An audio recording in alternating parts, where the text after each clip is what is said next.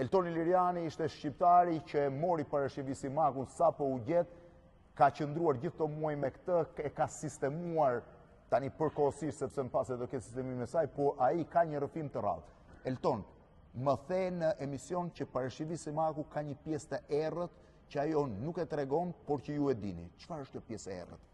Shiko, historia e saj ka shumë mistere, ka shumë ngjarje që i ka ndodhur në jetën e saj profesionale dhe personale, të cilat kanë shumë individ dhe ngjarje të përfshira.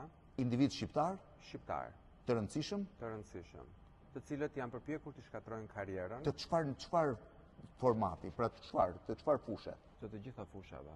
Përfshirë? Se ajo ka qenë një divë e madhe dhe përfshirë dhe njerëz? Përfshirë njerëz të artit të rëndësishëm, përfshirë njerëz të politikës. Të politikës asaj kohe? Të asaj kohe, persona të sigurimit të shtetit të cilët e kanë përndjekur pa dijenin e saj, duke ndërhyrë në karrierën e saj. Kaq shumë ka ndikuar në jetën e saj? Patjetër. Ajo ti ka treguar këto gjëra?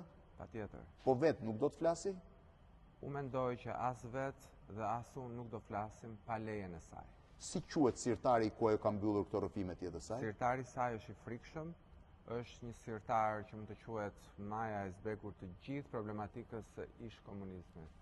Çka ndodhur me parashikimin Simakun, besoj do ta marrim vesh nga ajo vetë. Elton, faleminderit. Faleminderit shumë.